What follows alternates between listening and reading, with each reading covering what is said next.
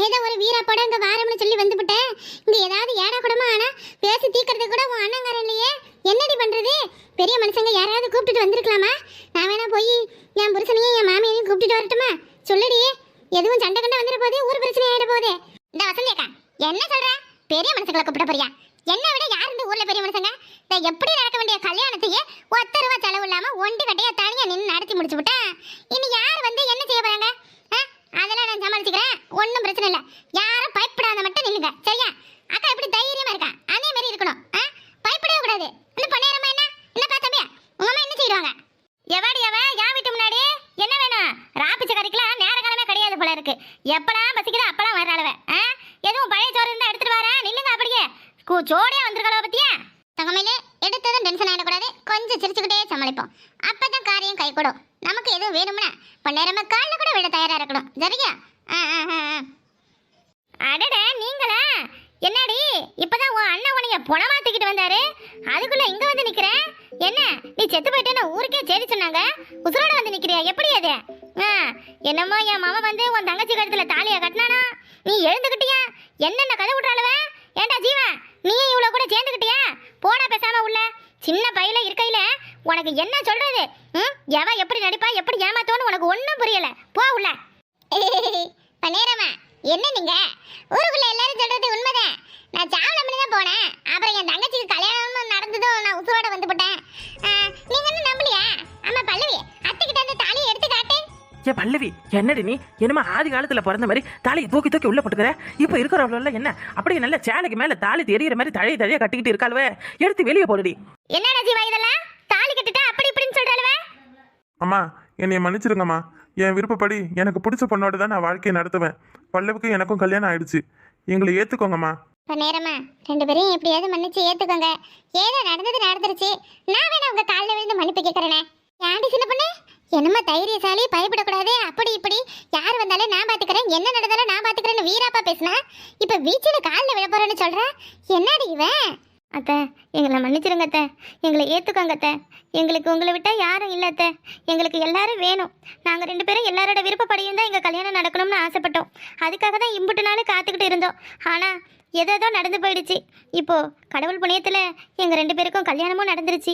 இதுக்கு மேலே நீங்கள் தான் பெரிய மனசு பண்ணி எங்களோட வாழ்க்கைக்கு ஒரு நல்ல வழியை கட்டணும் அத்தை. எல்லாம் உங்கள் கையில் தான் இருக்குது. ஜீவா வா அத்தை காலில் விழுந்து ஆசீர்வாதம் வாங்கிக்கலாம். எட்டி எவளுக்கு அத்தை விளக்கு மத்த எடுத்த மொத்தத்துல மொத்தி அனுப்பிடுவேன் எல்லாரையும். என்னடி நாடகக்காரி குள்ளச்சி, உன் அண்ணங்கார என்னன்னா நீ செத்து போயிட்டுன்னு வந்து இவ்வளவு நேரம் இங்க ஆர்ப்பாட்டம் பண்ணா, இப்ப நீ உசுரோட வந்து என் தங்கச்சிக்கு கல்யாணம் ஆயிடுச்சு உள்ள விடுங்கன்னு சொல்றியா? என்னதான் நினைச்சுக்கிட்டு இருக்கீங்க? வர்றது போறதெல்லாம் என் வீட்டுல சேர்த்துக்க. இது என்ன வீடா இல்ல வேற எதுவுமா?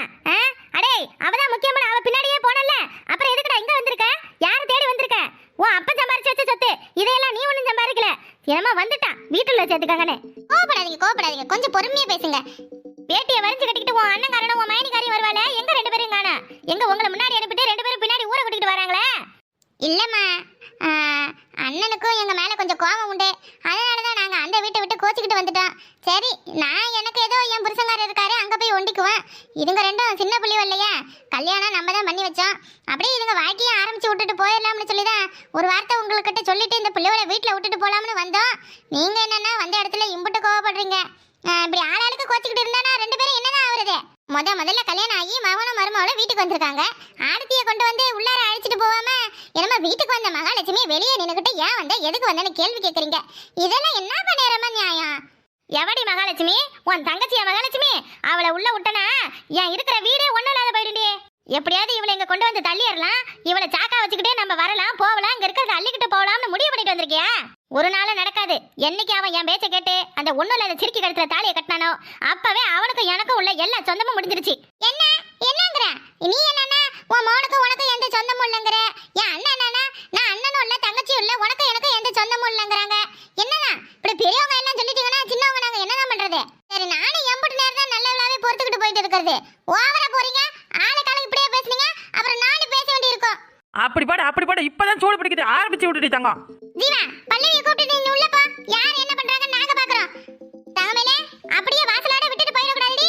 இங்கேயே இருந்தே கறி மீன் அது இதுன்னு புது மாப்பிளைக்கும் புது பொண்ணுக்கும் விருந்து வச்சுட்டு 2 பேருக்கும் செய்ய வேண்டிய சடங்கு சம்பிரதாயத்தை எல்லாம் செஞ்சு முடிச்சுட்டு ஒரு வாரம் தங்கி இருந்துட்டு தான் போகணும்னு சொல்லிவிட்டேன். அப்படி சொல்லுடி, அப்படி சொல்லு. ஓசில எங்க சோறு கிடைக்கும் எங்க வந்து ஒட்டிக்கலாம்னு தானே இருக்கீங்க. ஏலே பாத்தியாடா, இப்பயாவது இவ்வளவுல பாத்துக்க. இங்க பாருடி, மரியாதையா சொல்லிவிடுறேன். இனி என் மவனுக்கும் இந்த வீட்டுக்கும் எந்த சம்பந்தமும் கிடையாது. அவன் இந்த வீட்டு படிய கூட ஏறக்கூடாது. வேணும்னா நான் பெத்த மவனை மட்டும் வரட்டும், அவனை நான் சேர்த்துக்கிறேன். உன் தங்கச்சோட இந்த வீட்டுள்ளார அடி எடுத்து வச்சா அந்த நிமிஷமே எனக்கு புள்ளைய வேணா ஒண்ணு வேணான்னு வெட்டி பட்டுருவோம் பாத்துக்க. என்னது வெட்டி பட்டுருவியா? ஏன் முன்னாடியே வாய் சவுடால விடுறியா? உன்னால முடிஞ்சா பண்ணடி பார்க்கலாம். பண்ணடி. என்ன பண்ண முடியும் உன்னால? ஒத்தி கொத்த வரியாடி. நீ என்ன போட்டு வச்சு பாத்துக்கலாம் வரியா? பெரிய மனுஷி மாதிரி பேசுறாளா பாரு. வெட்டிடுவாளாமா வெட்டி. அப்படி என்னடி உனக்கு வீராப்பு வெக்கம் கட்டவள? புள்ளைக்கு பிடிச்சவ கூட கல்யாணம் பண்ணி வைக்காத. கௌரவம் பணம் அதிகாரம் என்னடி ஜென்மனி? நீ பிறக்கும்போது பணத்து கூட பிறந்த? ஏ வசந்தி அக்கா, என்ன இவ செத்து பாடியில போன பிறகு மூளையில நல்லா இவளுக்கு பாயிண்டா வேலை செய்யுது, அடிச்சு விட்றால. அடியே, உனக்கு எதுவும் மரகர கரண்ட் போயிடுச்சே? பணம்னு சொன்னா பொணம் கூட வாயை பழக்க முடியும். உங்களை மாதிரி ஒண்ணு இல்லாத கூட சங்காத்த வச்சுக்கிட்டு என்னையும் ஒண்ணு இல்லாதவா ஆக்க போறீங்களா? யார பார்த்து ஒண்ணு இல்லாதவங்கன்னு சொன்னேன்? எங்ககிட்ட உழைப்பு, தன்மானம், தன்னம்பிக்கை எல்லாம் இருக்குடி. உன்னைய மாதிரி துணி துவைக்க ஒருத்தவங்க, பண்டை கழுவ ஒருத்தவங்க, பாத்திரம் கழுவ ஒருத்தவங்க, சோப்பு போட ஒருத்தவங்கன்னு ஒவ்வொரு வேலைக்கும் ஒவ்வொரு வேலை வச்சிருக்கல. எல்லாம் நாங்களே சொந்தமா பண்ணிக்கிற முடியே. முடிவா என்னடி சொல்ற? மாப்பிளையும் பொண்ணையும் உள்ள அனுப்ப போறியா இல்ல உன் இடுப்பு நான் உடைக்கவா? தங்கமயிலக்கா விடுங்க, அவங்களே பெத்த பிள்ளை என்ன இல்லைன்னு முடிவு பண்ணிட்டாங்க. பரவ எதுக்கு இன்னும் மேலே மேலே பேசிக்கிட்டு இருக்கீங்க? பிள்ளையோட சந்தோஷம் முக்கியம்னு நினைச்சிருந்தாங்கன்னா இந்நேரத்துக்கு அவங்க உள்ளார கூப்பிட்டு போயிருக்க மாட்டாங்களா? அவங்களுக்கு பணம் தாக்கா முக்கியம். இந்த பணத்தை வச்சுக்கிட்டு எத்தனை நாளைக்கு வாழ போறாங்களோ வாழட்டும். அம்மா இப்ப சொல்றேம்மா, எங்க கிட்ட காசு பணம் இல்லைன்னு சொல்லி தானே நீ இந்த மாதிரி எல்லாம் பேசுற. நானும் என் பொண்டாட்டியும் உழைச்சி இந்த ஊர்ல உன்னை விட பெரிய ஆளா ஆகி காட்டுறோமா. அப்ப நீயே என்னை தேடி வந்தாலும் நான் உன்னை ஏத்துக்க மாட்டேன், சரியா? பெத்த பிள்ளைங்களோட சந்தோஷத்தை விட பணம் அந்தஸ்து அதெல்லாம் என்னம்மா உனக்கு அவ்வளோ பெருசா போயிடுச்சு? 10 மாசம் என்னை சுமந்து பெத்தியே, அதுக்காக நீ ரொம்ப அசிங்கப்பட்டுக்கணுமா? போடா போடா, இந்த சிரிக்கோல நம்பி போ. உன்னுடைய சட்டை பேண்ட் எல்லாத்தையும் கைட்டுக்கிட்டு ஒன்னும் இல்லாத ஆண்டியா உனைய கோயில் கோயிலா பிச்சை எடுக்க விட்டாளவளா இல்லையான்னு பாரு. அப்ப தெரியும். ஐயோ ஆத்தா அன்னைக்கே சொன்னாலே அவ பேச்ச கேட்க நாம போவாம விட்டுட்டோம்னே அன்னைக்கு நினைச்சு பாப்பேன். என்னத்துக்கு ரோட் ரோடா பிச்சை எடுக்க போறாரு அவரு? அவருக்கு நாங்க இருக்கோம், சரியா? ஆமா அதெல்லாம் இருக்கட்டும். பிள்ளை இல்லைன்னு சொல்றீங்க, இந்த சொத்துல இவருக்கு பங்கு இருக்குல்ல, அந்த பங்கை எடுத்து வைடியே. உனக்கு பிறந்த பிள்ளை தானே, நீ உன் புருஷனை சேர்ந்து உன் பிள்ளைக்கு எம்பிட்டு சொத்து தேரணுமோ எல்லாத்தையும் எழுதி கொடுங்க, நாங்க போறோம். நல்லா லம்பா சுருட்டிக்கிட்டு போலாம்னு பாக்குறியா? அப்படியெல்லாம் விட மாட்ட முடியே, அப்படியெல்லாம் விடவே மாட்டோம். எவ வீட்டு சொத்துல எவடி பங்கு கேட்கறது? சொத்துக்கிட்டு நீங்க பேசிக்கிட்டு நின்ன அவ்வளவுதான் பாத்துக்க. இது நானும் என் புருஷனும் கஷ்டப்பட்டு சம்பாரிச்சு வச்சது. இந்த நிக்கிறானே, இவனை படிக்க வச்சதுக்கே என் பாதி சொத்து அழிஞ்சிடுச்சு. அப்படி பார்த்தா இவன் தான் எங்களுக்கு சம்பாரிச்சு போடணும். இவன் பிறந்ததுல இருந்து வளர்ந்த வரைக்கும் இவனுக்கு எவ்வளவு செலவு பண்ணிருப்போம் தெரியுமா? எல்லாத்தையும் தனியா நோட்டு போட்டு எழுதிதான் வச்சிருக்கேன். என்ன செய்யறது? ஒரு நல்ல வேலைக்கு போய் எல்லாத்தையும் கொடுப்பான்னு பார்த்தேன். இப்படி ஒண்ணும் இல்லாத சிரிக்கைய கட்டுக்கிட்டு ஆண்டியா போவான்னு நான் நினைச்சேன். இவனுக்காக எம்பிட்டு பணம் செலவு பண்ணிருப்போம், எம்பிட்டு காசு அழிச்சிருப்போம். கடங்கார பைய பெத்த ஆத்தாலையும் அப்படியே மறந்துட்டு காதலியை தேடிக்கிட்டு போயிருக்கான் பாரு. ஏலே, இது வரைக்கும் நான் உனக்கு எவ்வளவு செலவு பண்ணி வச்சனோ அவ்வளவுத்தையும் எடுத்து வைடா. எப்ப நீ அவதான் முக்கியம்னு போனியோ அப்பவே நீ எனக்கு பிள்ளையும் இல்ல, நான் உனக்கு ஆத்தாலும் கிடையாது. நான் உனக்கு செலவு பண்ண அம்புட்டு பணத்தையும் எடுத்து வைக்கிறேன். அடச்சி கருமாந்திரம். பிள்ளைய பெற்ற கடமைக்கு அந்த பிள்ளைய படிக்க வச்சு வளர்த்து ஆளாக்கறக்கு தாண்டி அப்பா அம்மா இருக்காங்க. அந்த பிள்ளைகிட்டே போய் கணக்கு பாக்குறியே, நீ எல்லாம் என்னடி ஜென்மா? உன்னைய பெற்றதுக்கே உன் அப்பா அம்மா உன்னைய கணக்கு பார்த்து உன்னைய போட்டுதல் இருக்கணும்டே. உன்னை எம்பிட்டு நாளை உசுரோட விட்டு வச்சிருக்காங்க பாரு, அது ரொம்ப ரொம்ப பெரிய தப்பு. பெத்த பிள்ளைகிட்ட கணக்கு பாக்குறான் கணக்கு. நாளைக்கு நீ செத்துட்டா உனக்கு கொல்லி போடுவானே, அதுக்கு என்ன கணக்கடி இருக்கே சொல்லுடி. அக்கா நிறுத்துங்க, அது என் கடமை, அதை நான் செஞ்சுதான் ஆகணும். இப்ப என்ன அவங்களுக்கு? எனக்கு செலவு பண்ண பணத்தெல்லாம் நான் திருப்பி கொடுக்கணும், அவ்வளவுதானே? என்ன இன்னும் 10 மாசத்துல நீங்க எவ்வளவு செலவு பண்ணீங்களோ அவ்வளவு பணத்தையும் நான் திருப்பி கொடுக்கறேமா? உங்க முன்னாடி வாழ்க்கையில ஜெயிச்சு காட்டுறோம், அப்ப தெரியும் உங்களுக்கு நான் யாருன்னு. யாருடா நீயா? நீ எல்லாம் நல்லாவே இருக்க மாட்டடா, நாசமா தான் போவ. இங்க பாருடி, என் பிள்ளைய ஏமாத்தி கட்டிக்கிட்டல, நீ நல்லா இருப்பேன்னு நினைக்கிறேன். உன் வாழ்க்கை உருப்படாம தான் போகும். 2 பேரும் தினம் வீடு வீடா சோத்துக்கு பிச்சை எடுப்பீங்க. உட்கார இடம் இல்லாம கஞ்சி குடிக்க வழி இல்லாம அலைவீங்க. இவளுவ 3 பேரும் எத்தனை நாளைக்கு தான் உன் கூட வராளவன்னு நானும் பாக்குறேன். அப்படி என்னத்தை தான் இவ்வளவு செய்ய போறாளவன பாக்கும். என்ன செய்யணும் ஏது செய்யணும்னு எங்களுக்கு தெரிய முடியும். உனைய மாதிரி காரியம் முடிஞ்சது கை கழுவுற ஆளு நாங்க கிடையாது. பெத்தவளை கிட்ட கணக்கு பாக்குற நீ எல்லாம் பேசுறியா? போடி உள்ள. இங்க பாரு ஜீவா, இன்னைக்கு சொல்றேன், இவ செத்தா கூட இவன் கண்ணுல இருந்து ஒரு சொட்டு தண்ணி வரக்கூடாது. இவன பொம்பளையா? இவன் 2 பொட்டை பிள்ளைய பெற்றிருந்தா இவளுக்கு கஷ்டம் தெரியும். ஆம்பளை பிள்ளைய எல்லாம் பெத்து வச்சிருக்கா. நாளை பின்ன நீ கணக்கையில உனக்கு தண்ணி கொடுக்க கூட ஆள் இல்லாத போகும் பாரு, அப்ப தெரியும். ஐயோ நம்ம மௌன அப்படியெல்லாம் பேசணுமே, அப்ப தெரியும் உனக்கு. புதுசா கல்யாணம் ஆகி முத வீட்டுக்கு வந்திருக்காங்க, அவங்கள நல்லா இருந்து வாழ்க்கலனாலும் பரவாயில்ல, நாசமா போகணும்னு வாசாங்க விட்டு பாருடி. இன்னும் 10 நாள்ல உன் நாக்குல புழு வைக்கிறா இல்லையான்னு பாரு. பாக்கலாம்டி பாக்கலாம். உன் தங்கச்சி எப்படி அவங்க கூட வாடுறானே நானும் பார்க்க தான் போறேன். அட பாருடி, சும்மா பார்க்கலாம்ன்ற. நல்லா உன் சோடா புட்டி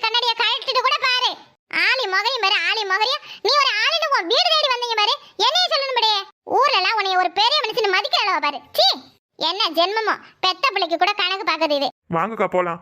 இனி ஒரு நிமிஷம் கூட இந்த இடத்துல நிக்க கூடாது. போலாம். என்னடி ஒத்துக்காரிவளா? உங்களுக்கு என்ன ஒத்து ஊதிட்டீங்கல்ல, அப்புறம் ஏன்டி இங்க நிக்கிறீங்க? எதுவும் வேணுமா? பழைய சோறு கடைக்கு கொண்டு வரட்டுமா? வசந்தியக்கா, சின்ன பொண்ணு ரெடியா? தூக்கி தலையில அடிடி இப்பல. வாயை வச்சுக்கிட்டு பேசுறா பேச்சு. நீங்க சொருவுல உன் வாழ்நாள் முழுக்க வாயை திறக்கவே கூடாது நீ. ரெட்டை புள்ள வெத்தெடுத்த, 2 பொட்டை புள்ள வெத்தெடுத்த, பொண்ணு முத்து முத்தா வளர்த்து விட்டேன், என் பிள்ளை வேலை முத்து முத்தா வளர்த்து விட்டேன். ஏன் சின்னம்மாக்கா, என் தங்க பொண்ணு, ஏன் 2 பிள்ளை எங்கே போய் கஷ்டப்படுத்துவேன்னு தெரியலையே. ஆத்தா வீடு வேணாமுன்னு உதறிட்டு போயிட்டுங்களே. அண்ணங்காரன் நெஞ்சில் இட்டியை இறக்கி விட்டு போட்டீங்களே. எம்மா, நேத்து தான் உன் மவ செத்து போன மாதிரி நடிச்சா, அதனால ஊரே வந்து இங்க ஒப்பரி வச்சது. இப்போ நீ எதுக்கு ஒப்பரி வைக்கிற? சாமி, என்னதான் அவ்வளோ வீட்டை விட்டு வெளியே போட சொன்னாலும் என் மனம் கேட்கல சாமி. என்ன பண்ணுறாளுவோ ஏது பண்ணுறாளுவோன்னு தெரியல. பொட்டை புள்ளிவா 2 பேரும். ஆமா, அப்படியே வாயில விரல வச்சா கூட கடிக்க தெரியாதுல்ல. எப்படியே காரியமெல்லாம் பண்ணிருக்காளவே. அவளுக்கு என்ன, அதெல்லாம் ஒன்றும் இல்லை. நீ சும்மா பேசாம அழாம இருமா. நீயும் அழுதுகிட்டு மற்றவங்களோட நிம்மதியும் கெடுத்துக்கிட்டு, ஏமா எல்லாரும் ஏன் நிம்மதியை கெடுக்கணும்னு நினைச்சுக்கிட்டு இருக்கீங்களா? அப்படி உனக்கு வேணும்னா நீயும் உன் மோள கூடயே போய் இருந்துக்கோ. ஏமாம்மா, யார் மேலேயே உள்ள கோவத்தை எதுக்கு எல்லார் மேலேயும் காமிக்கிறீங்க? இப்போ என்ன தப்பாக சொல்லிவிட்டாங்க?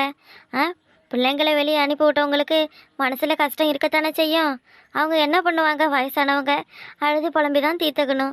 ஏமாம்மா அப்படி எல்லார் மேலேயும் கடுன்னு பேசுகிறீங்க? கொஞ்சமாவது அதை மறந்துட்டு அடுத்து வேலையை ஆரம்பித்தா என்ன? இந்த காலையிலேருந்து சாப்பிடவே இல்லை. உங்களை பார்த்துட்டு எல்லாரும் சாப்பிடாம கிடக்குறாங்க. இப்படியே இருந்தால் என்னத்துக்கு தான் ஆவறது சொல்லுங்கள்? இதுவே தங்கமையில் இருந்திருந்தா இப்படியெல்லாம் விட்டுருப்பல. ஒரு வேளை நீங்கள் சாப்பிடலனாலும் சும்மா ஓயாமல் என்ன சாப்பிடுன்னு சொல்லியிருக்க மாட்டா. என்னத்த சொல்ல, இருக்கும்போது அவள் நிலைமை தெரியல. இப்போ அவள் போன பிறகு அவளை பற்றி நான் புலம்பிக்கிட்டு கிடக்குறேன். நீயும் அவ்வளோ கூட சங்கத்தை வச்சுக்கிட்டு தான் சுத்துறியா என்ன? அப்படி உனக்கும் இஷ்டம் இருந்துச்சுன்னா நான் வெளியே போயிடுறேன், கூப்பிட்டு வந்து உள்ள வச்சுக்க. என்ன, இந்த அக்கா பல்லவியும் ஜீவாவையும் அவங்க வீட்டில் கொண்டு போய் விடுறதுக்கு போணுச்சான். அந்த பண்ணாயிரமா பிடிவாதமா என் வீட்டுக்கு வரக்கூடாது, நான் செத்தாலையும் என் மூஞ்சில முழிக்கக்கூடாது, சொத்துலையும் உங்களுக்கு பங்கு கிடையாதுன்னு சொல்லி வெளியே நிற்க வச்சு அனுப்பிட்டாங்களாம். எங்கே போகிறதுன்னு தெரியாமல் முழிச்சுக்கிட்டு கிடக்குதுவ. எதுவும் வழி இருந்தா செய்யானே. போகட்டும், எங்கேயாவது போகட்டும். ஏன் அவங்களுக்குன்னா வீடு இல்லையா, வாசலையா, இடம் இல்லையா? என்னென்ன இப்படி வீம்புக்கு பிடிவாதம் பிடிச்சிக்கிட்டு கிடக்குறீங்க? உங்க கோபம் 1 ரூபாய்க்கு கூட பிரயோஜனம் கிடையாது. இப்படியே கோபத்தை வச்சுக்கிட்டு இருந்தா என்ன ஆகுறது? நடந்து போயிடுச்சு. யாரு? 2 பேரும் நம்ம அக்கா தங்கச்சி தானே. ஏன்னா நீங்களே இப்படி பார்த்து விட்டுட்டீங்கன்னா அவங்களுக்குன்னு யாருன்னா இருக்கா செய்யறதுக்கு? நம்ம தானே அவங்க பக்கத்தில் பக்கபலமாக நிற்கணும். அதுக்கே அந்த பண்ணையாரமா எங்கே உன் அண்ணன் உங்களை முன்னாடி அனுப்பி விட்டுட்டு பின்னாடி வீட்டில் பதுங்கிக்கிட்டானா ஒரு மாதிரி பேசுனாங்களாம். ஊருக்குள்ளே ஒவ்வொருத்தரும் ஒவ்வொரு மாதிரி சொல்கிறாங்கண்ணே. நம்ம வீட்டு பிள்ளைவா தானே தெரியுதுவ. என்ன எதுவும் இருந்தால் ஏற்பாடு பண்ணண்ணே. நம்ம வீட்டுக்கு கூட வர வேணாம்ண்ணே. நீ நினச்சிங்கண்ணா அந்த பண்ணை வீட்டு சும்மா தானே கிடக்கு, அதை கொடுக்கலாம்ல. அங்கே தங்கிக்கிட்டே போகிறாங்களே. என்ன எதுவும் பாரு. வள்ளிவி பாவம்ண்ணே. அந்த ஜீவா பையன் பணக்கார வீட்டு பையன்.